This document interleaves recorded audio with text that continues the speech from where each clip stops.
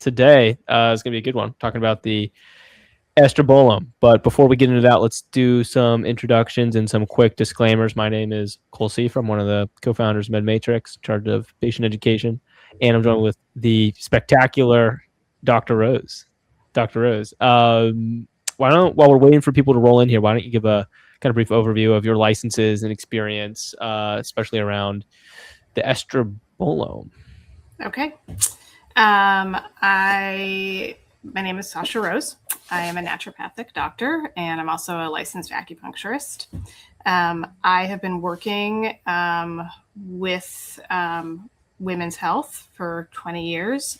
I've also been working a lot with people in general, including women, on digestive health and gut health.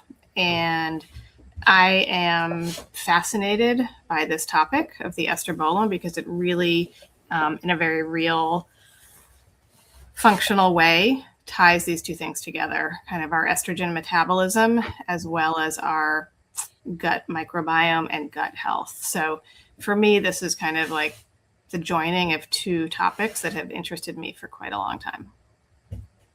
Okay, great. So before we get into it, quick legal disclaimer, what we're talking about today is not medical advice. This is for educational purposes only. So let's set the foundation here. What is the estrobolome? Yeah, so the estrobolome, I kind of think of it as the estrobiome because it's a specific part of our gut microbiome. So organisms or microbes in the gut that are in charge of estrogen metabolism. And kind of the recycling of estrogen, how much exposure the body has to estrogen. So technically, it's a group of gut microbes. Okay. Why is that important? Why should anyone care?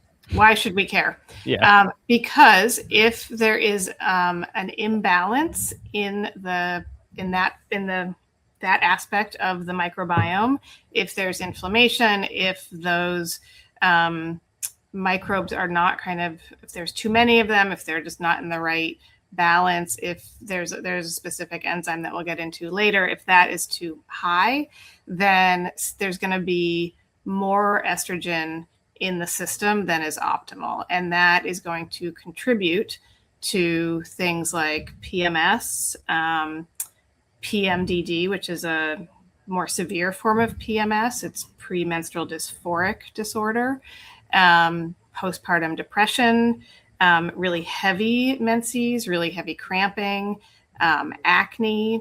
And there's even a link to our neurotransmitter balance, including serotonin, dopamine, GABA, and that's going to directly affect our mood. So things like depression, anxiety, mental health in general. So it's pretty crucial both to hormonal health, neurotransmitter health, and it's really it really brings in the liver detoxification pathways, the gut microbiome, and estrogen, and how well estrogen is kind of broken down, recycled, eliminated. Mm-hmm. Okay, gotcha. Why is it important to, I guess, let's set some more groundwork here. What is estrogen metabolism and why should anyone care about it, especially women? So estrogen is made in a woman who is pre-menopausal. So her ovaries she's still cycling every month. Estrogen is made in the ovaries. It's also made somewhat indirectly in the adrenal glands. And there's actually even some estrogen made in fat tissue. Okay. So we need estrogen, right? We need it for fertility. We need it for bone mineral density. We need it for mood regulation. Estrogen really actually can be like both relaxing and energizing when it's in the right amounts. Women who cycle will usually agree with the statement that sometimes their mood is the best. They feel most like in control of their lives and their emotions. They feel energized right around mid-cycle. So, like in a 28-day menstrual cycle, really kind of like right before ovulation, around ovulation, that's often like mood-wise when a woman's going to feel the best. That's when your estrogen is kind of the most stable. So we need estrogen from everything from our joint and connective tissue health to mood regulation to our skin health. I mean, it's crucial, right? So, however, when there's too much estrogen in the system, that's when you get some of those conditions that I mentioned earlier, like PMS, PMDD, acne, depression, like it's called estrogen dominant symptoms. And so really it's about the right amount of estrogen and a woman's level of sensitivity to fluctuations in estrogen. Okay, so women who have, because I guess define PMS. What is PMS? Premenstrual syndrome. Okay, so essentially it's like PMS becomes a problem when it affects your quality of life. Like your PMS is so bad that like it almost ruins your life. I mean, I've heard women come to the practice who've experienced that. Yeah. Okay. So there's every woman who again is cycling, there's a premenstrual time, right? It's like the week or so, it can be 1 to 2 weeks before a woman actually starts her period. Mm-hmm. And some women skate through that. They don't know their period's coming. They really don't feel anything different than normal. A lot of women feel everything from a change in their digestion to really anxious, really depressed, really lethargic, heavy breasts, tender breasts, low energy, like everything is just off. And for a lot of women, it's not just like for the couple 2 days before she bleeds. It can literally be like 2 weeks before she bleeds. Like it's significant, like half of the month she's debilitated. Okay. So that's PMS. So it can be both emotional and physical. Gotcha. So how do we fix that with estrobolome? How do we fix PMS with estrobolome? So it's really this connection with the gut. There's 3 pieces. There's the estrogen metabolism. There's the liver the liver pathways or liver detoxification, and the gut microbiome. So the quick answer to your question is we address gut health and liver health.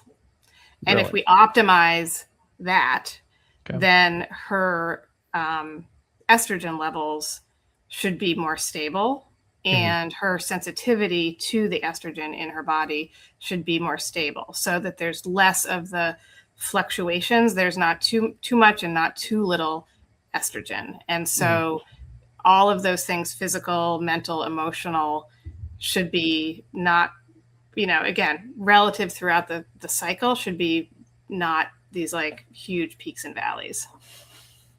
Okay. So what's the connection between constipation, right? Not pooping, and bad PMS symptoms, depression, all those like estrogen symptoms you were talking about? So oftentimes, in a healthy individual, female, who is having regular bowel movements, the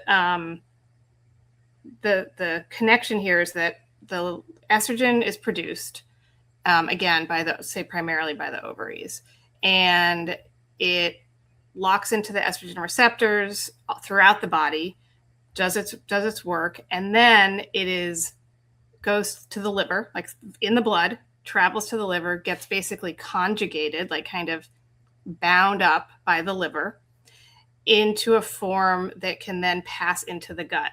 And that's where the microbiome, that's where the bacteria is. There's a specific enzyme called beta-glucuronidase. And if that is in the right levels in the gut, that's produced by the gut microbiome, then the estrogen metabolites stay in their conjugated form. They pass out through the stool and they're eliminated. Now, say she's not eliminating, say she's backed up, then there's a higher likelihood that beta-glucuronidase enzyme is going to be elevated, and it's going to basically be deconjugating the estrogen. So it's going to undo the work that the liver did. And now you have estrogen available again, and it's going to basically be recycled once or twice. So rather than kind of getting bound up and pass out through the stool, it's in the system longer than it should be, and exposed to estrogen receptors. And then you get, again, all those symptoms that I mentioned with premenstrual symptoms, as well as, mostly. Okay. Gotcha. So you go to a conventional doctor, you're having maybe depression, acne, constipation. There's an issue with the estrobolome. Do they even address that? No, definitely not. And I think that the term estrobolome is new to me. Like, I knew about the connection. I knew about the importance of liver detoxification. I knew obviously importance about gut microbiome and estrogen metabolism, but kind of like tying it together with this term, I think is relatively new and certainly not acknowledged or understood within conventional medicine. So conventional medicine, again, we often talk about how things are very compartmentalized in conventional medicine, as opposed to it's not a holistic medicine. It's not looking at the whole person and kind of making the connections between the gut and the mental, emotional health and your periods, right? It's all separate. It's the gynecologist, the therapist, the psychotherapist, and then the gastroenterologist. We are kind of stepping back and we're looking again at how these really are tied together. So, there's way more to do for an individual, like looking root cause wise, peeling away the layers, than an antidepressant, oral birth control, and Miralax. Okay. Gotcha. What happens when you kind of cover up those symptoms with what you were describing? Like, I imagine you see this pretty often. Yeah, I mean, that's basically what it is that they're covered up. So some women are not going to respond well to oral birth control. It's going to make things worse mood wise, right? Sometimes it will help, but it's certainly not addressing the root cause, which is really balancing the gut microbiome, making sure that the liver is doing its job in terms of kind of doing that conjugation piece of the estrogen. And it's just adding in, basically, like birth control is just adding in more estrogen. It's not figuring out what's happening with the existing estrogen. Is it getting metabolized correctly? Is it getting eliminated correctly? So over time, either it's those quick fixes, they might help. They might help the symptoms, but they're not getting to the root, and usually it's not sustainable. And it's the gut issues are still going to be there. It's just going to kind of snowball into usually other aspects of the woman's physiology. Sure. Okay. So with the rest of this webinar, should we take it more in the direction of treating, like actually fixing the gut? Because it sounds like, okay, woman comes in with an estrogen dominance problem. You're really going to be looking at the gut, right? I'm going to be looking at all of it. Yeah. Okay. So we're going to be looking at, so the other thing that I also want to make sure, so we're going to be looking at all of it. We're going to be looking at hormone levels. We're going to be looking at, ideally, what does her gut microbiome look like? What's the level of inflammation at the gut level? And, how well does it seem like her liver, we can check her liver health, and we can kind of also just indirectly glean how well she's kind of detoxifying, if she has other signs or symptoms of not really detoxing adequately. Like acne can in addition to kind of estrogen dominance, that can kind of be a sign that you're not really detoxing well. So we're going to look at all of those aspects. But the point that I wanted to make was that it's not necessarily that a woman like her estrogen is too low or too high. It can often be the fluctuations in estrogen that cause issues. So it can be, if you look at over the span of a woman's life, it's often like during a month when she's cycling, it's often the drop of estrogen, or it's at its highest around when she's ovulating, and then it drops between ovulation and menses, and that's when the woman is most symptomatic. After a woman has a baby, the postpartum period, her estrogen is really high during pregnancy, and then there's a sudden drop with childbirth. That's often when women can be, to the point of suicidal with postpartum depression and anxiety. Wow. Perimenopause. It's the drop and the fluctuations in estrogen. She is still, until she's actually menopausal, her ovaries are still producing estrogen, but they're fluctuating, and there's a tendency for there to be less. And so all of these things, whether it's the monthly period right after a baby, and then actual perimenopause, those are often the hardest times in a woman's life.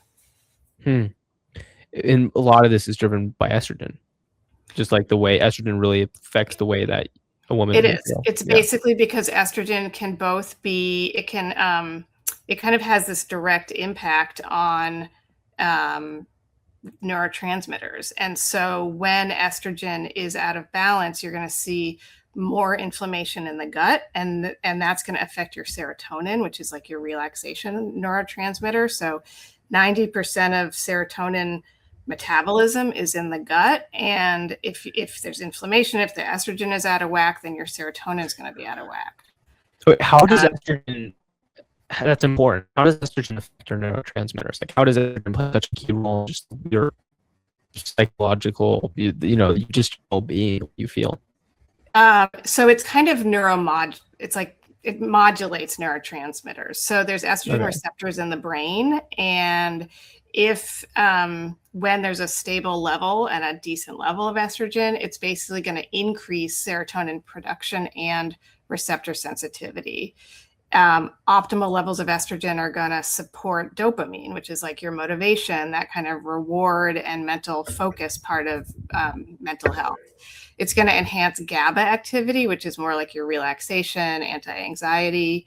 There's this other I guess it's a neurotransmitter. It's called brain-derived neurotropic factor, or BDNF, and that's responsible for learning, memory, emotional resilience. So again, if you think of estrogen as kind of being a regulator of all of those neurotransmitters, and when it's stable, there's going to be mental clarity, emotional regulation. They're going to feel like they can handle stress better.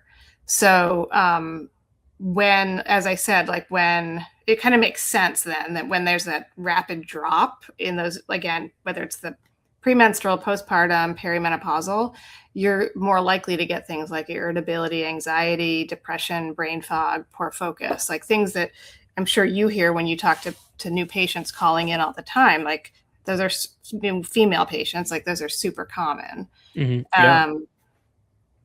So let's talk about fixing that. Like, what, I don't know if you have an example of like a recent patient you saw. Like, how did you actually help them take control of this and balance their estrobolome?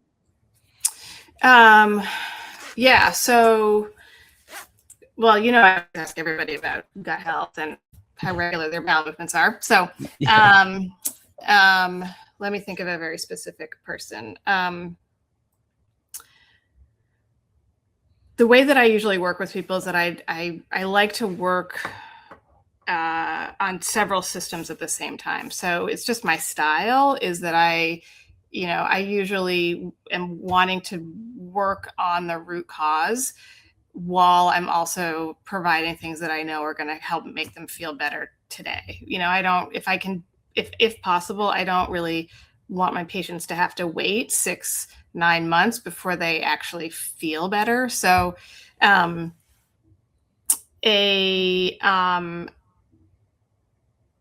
can't think of a very specific patient, but because this happens, I think, more like with most perimenopausal women that I work with.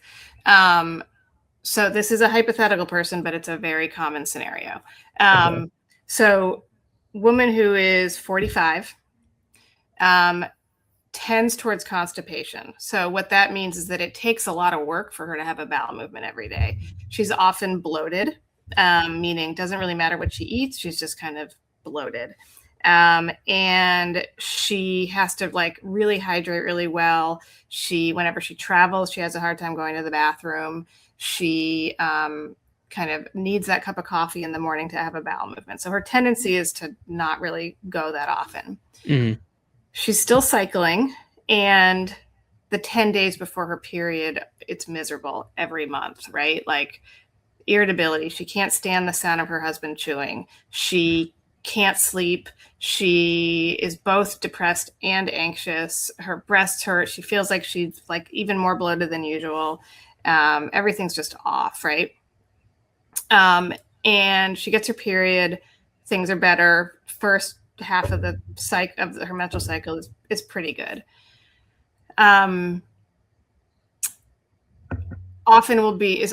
This hypothetical patient is often on Wellbutrin or another kind of antidepressant, and she feels like she's not really sure if it helps. She's been on it for 20 years. She is kind of afraid to go off of it, especially because of how she feels premenstrually, and she's just kind of tired of feeling this way, right? Like kind of not herself. So my suspicion is that basically there's an imbalance in the gut and in the estrobolome, and that she is not really metabolizing estrogen well. And that one is that she's perimenopausal, so her levels are fluctuating, and she's not really kind of handling that estrogen, the estrogen that is in her system. She's not really handling it well, largely because of that gut environment and the fact that that the levels are just changing really kind of erratically throughout the cycle. So we're going to bring in some things to help her have regular bowel movements. That might be dietary, that might be increasing dietary fiber, that might be eliminating certain foods that might be constipating for her. For some people it's dairy, for some people it's gluten. And for some people it's other things. Sometimes that takes a little bit of trial and error. Maybe we'll do some magnesium, maybe we'll do some insoluble fiber, basically get her to a place where she is going more regularly. We're going to support her liver, right? We want to make sure that her liver is doing its job in terms of conjugating the estrogen and getting it ready to be eliminated through the stool. So there's a really old-fashioned tool called a castor oil pack, and that's a topical application of castor oil. You do it actually on top of your liver. I'm happy to kind of share that patient handout with anybody who's interested. It's something you can just buy the supplies at a health food store or online, and it's a really safe, healthy way to kind of promote a healthy liver detoxification. So we get that moving, and maybe some additional nutraceuticals, botanicals that are going to support the liver.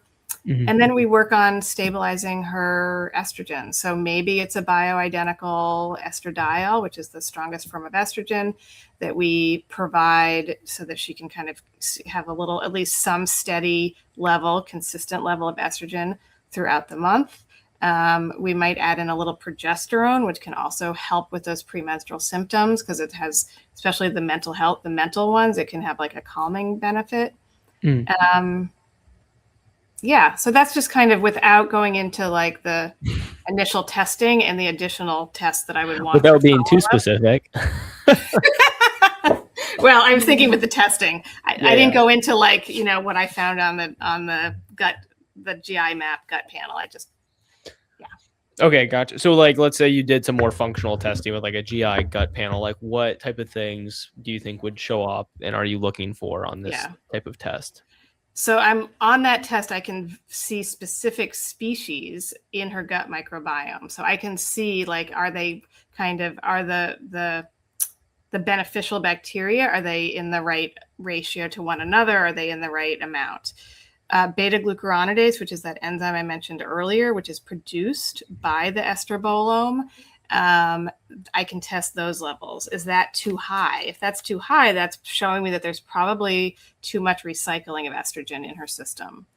I can tell levels of inflammation at the gut level, and higher levels of inflammation, again, are going to interfere with the serotonin production that's going on at the gut level. That's going to interfere with the gut microbiome. And so, we can see how much of a need there is to reduce inflammation systemically and gut-wise. So that in combination with the blood tests and looking at hormone levels, among other things, is it's really good information, at least to start with. Okay, totally. Before I ask kind of a question going deeper into what you just said, I want to ask a more general question that I think a lot of people are probably hear, but they don't fully understand. Like, what actually is the gut microbiome? Because you hear it all the time online, the gut microbiome, your gut's so important, but like, what actually is the gut microbiome? The gut microbiome, yeah. Yeah. So it's very specific species. There's sometimes bacteria, but they're not always bacteria, but they're always anaerobic, meaning they don't require oxygen to live. So they're anaerobic organisms that are basically living in the lining of your small intestine and somewhat your colon as well, your large intestine. So they're basically these live organisms that we need to survive. They have very important functions. Everything from immune health to actual digestion to hormone metabolism, as we're discussing, to regulating levels of inflammation. So there's a term that I sometimes throw around called dysbiosis, which means it's an imbalance in the gut microbiome. So some of those microbes there's too many, some there's not enough. It's not optimal. We can guess at dysbiosis based on somebody's symptoms: bloating, diarrhea, constipation, and that oftentimes we can kind of be somewhat accurate on that. But unless we do what like the GI map is, or there's another lab that we use where they call it a gut zoomer, which is really looking specifically at a readout of the different microbes. It is basically guesswork unless we do that. It's not something that you're going to see on a colonoscopy. It's not something that Cologuard is going to show you. You really need, and it's not something that the standard stool test that your conventional medical provider is going to order for you when they suspect blood in the stool, or even sometimes a parasite. That's a different stool test. That's often called, it's basically one that's for blood, and then there's one it's called an O&P, which is ova and parasite, and that's specifically looking for parasites. So that's not a comprehensive diagnostic stool analysis.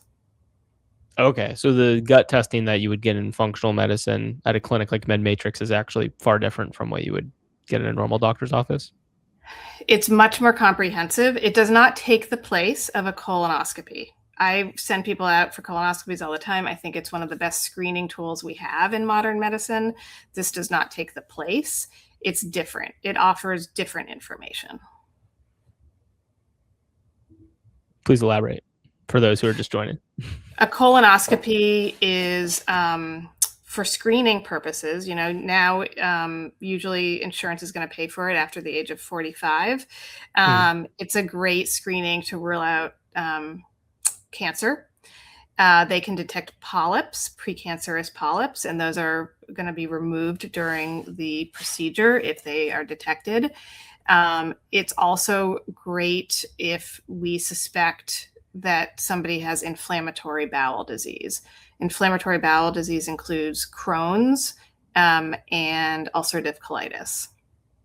So again, if there's blood in the stool, mucus in the stool, some really intense pain, a colonoscopy, that's really the way to diagnose those inflammatory bowel diseases. A colonoscopy can show us diverticuli, so these kind of pockets from the colon that can become infected. That's what diverticulitis is. Okay. I'm not going to be able to see any of that on a GI map or a comprehensive stool test. What I can see are inflammatory markers. There's one in particular called calprotectin. If that's high, I'm going to maybe suspect inflammatory bowel disease, but it's not diagnostic. Okay. And then let's talk about some more testing, because I know a lot of people are interested in that. What about Dutch testing? I think is one of the names for just the more comprehensive sex hormone testing, not just the blood. Like, what's the real, what's the truth about those types of hormonal tests for men and women? So yeah, so those can be helpful. I don't think it doesn't make sense for every woman to get a Dutch panel just right off the bat. That is testing for what we call sex hormone metabolites, and some of the Dutch panels also test for cortisol metabolites, and another adrenal hormone, which is DHEA. Both of those are made in the adrenal glands, and the Dutch panel uses saliva to test for cortisol and DHEA, and then urine to test for the sex hormone metabolites. So what you get hormone metabolite wise is you get these kind of breakdown products of testosterone, estrogen, and progesterone. And it is considered to be, it is more comprehensive than a blood test. It's often used, we often order it if a woman is having issues with her cycle. She's not having her periods, they're extremely irregular. Maybe there's extreme, PMS, infertility, sometimes maybe in that perimenopausal window, but it's also used once a woman is on bioidentical HRT and we want to see how well she's kind of responding to the therapy, using the Dutch test, especially if it's kind of, we don't really understand why she's not responding as well, or she's having kind of unusual responses to bioidentical HRT. We might order a Dutch panel instead of the standard blood test. Okay. Gotcha. So yes, so I guess I would say it's definitely valid. I think sometimes it's overkill, right? Because oftentimes we can tell a lot by the blood test in combination with what the woman is reporting back, how what her baseline symptoms were, signs and symptoms were, and now what are her signs and symptoms now that she's been on hormone replacement therapy. And again, to what's happened with her gut health, has that shifted as well? Like usually clinically we can make some pretty accurate assessments. Okay. Gotcha. So I'm going to ask a question that might sound dumb, or might be a dumb question. There are no dumb questions, Cole. So with estrogen, we're talking about the importance of metabolizing estrogen. What about your other hormones? Do you need to metabolize your other hormones? Like what happens? The hormones yes, they all get broken down, right? Like they're produced, they lock into their receptors, and then they are in the blood, and they need to circulate back go through the liver, get conjugated and eliminated. It's a good question. They all need to go through that process. We don't necessarily see the complications, I guess, that we see with estrogen, right? You don't really hear about like progesterone dominant symptoms or testosterone. Like it just doesn't seem to be. That was my follow-up question. Was like, okay, so if you're having gut issues and you're not detoxing, and like, what about your other hormones? Like, are you now having issues elsewhere? It's a good question. I think we don't really see it that much. We don't really see a level of sensitivity to those other hormones. In theory, yes, it's happening. You're not really eliminating the way that you should. I think that I don't know, honestly, like I don't know, beta-glucuronidase, for example, specifically is in charge of deconjugating estrogen metabolites. I don't know of an equivalent enzyme for these other hormones.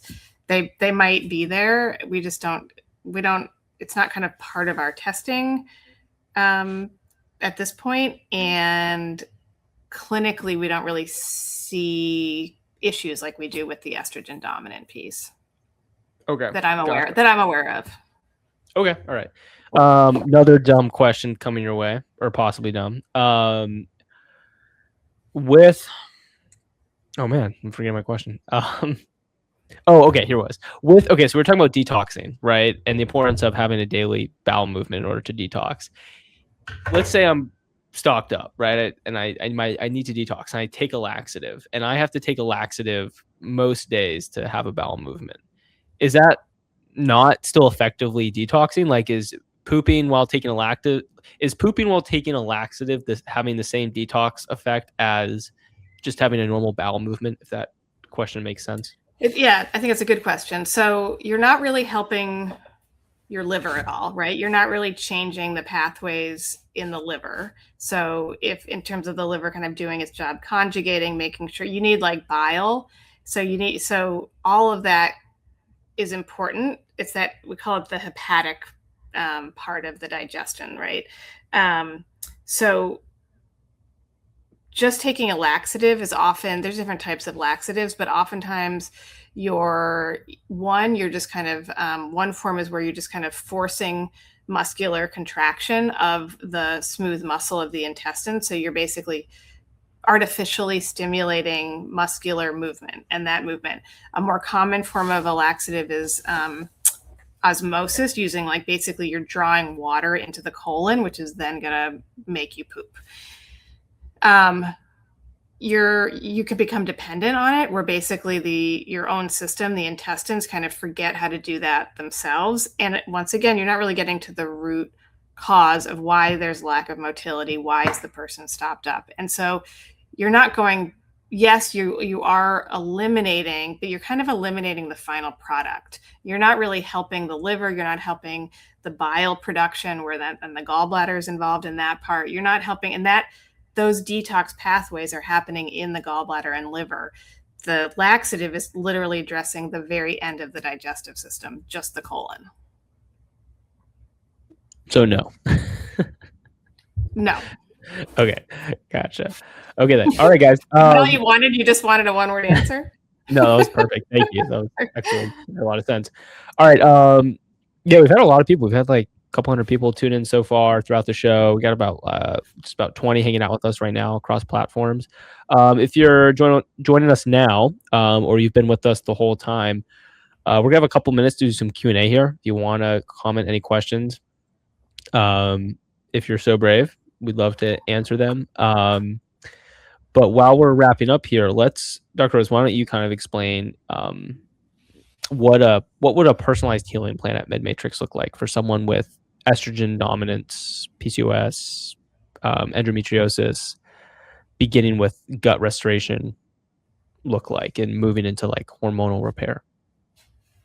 Yeah, so we start with baseline, right? So we start with some of the baseline blood work that we get right off the bat, and a real comprehensive look at gut health. So I'm always asking everything from heartburn all the way down to, do you have hemorrhoids? So top to bottom of the gut. And then also extensive questioning around a woman's cycling, how she feels throughout the month. Does she have symptoms at ovulation? Again, physical symptoms, emotional symptoms. So really trying to get a real sense. If it seems like we want to do a gut panel, a comprehensive gut panel, we'll do that. We'll get an actual readout of her microbiome, inflammatory markers, et cetera. And then we customize, right? We personalize everybody's plan. So there may be, if we need to help with detoxification, support the liver, maybe we'll do a castor oil pack. Maybe we'll do some botanicals that can optimize the liver's job. Maybe we'll even add in some ox bile, which is basically helping with that step between the liver and the intestines, where the microbiome is. Mm-hmm. A high quality, nutrition wise, high quality fiber in the diet. I will very commonly prescribe insoluble fiber, even if a woman says she eats, tons of vegetables in her diet. There's rarely negative effects from taking a dietary fiber. These are just examples. And then depending on where she is in her cycle, what, may make sense for her, we might add in some bioidentical hormone replacement if it seems appropriate. We might do some what we call like adrenal adaptogens to help with the anxiety and the stress resilience. We might bring in some help to balance the neurotransmitters. There's some peptides that specifically target neurotransmitter balance. There's, again, we might we always are going to make sure that she's not deficient in vitamin D, B12, iron, magnesium. So pretty comprehensive, I would say. Yeah. Awesome. All right. Well, we appreciate it. Thank you, everyone. Oh, we got a comment here. This explains me 100%. Well, yeah, it's why we're here. It's what we do. We want to help patients with real healthcare, treat the root cause. I had recently gotten my blood test.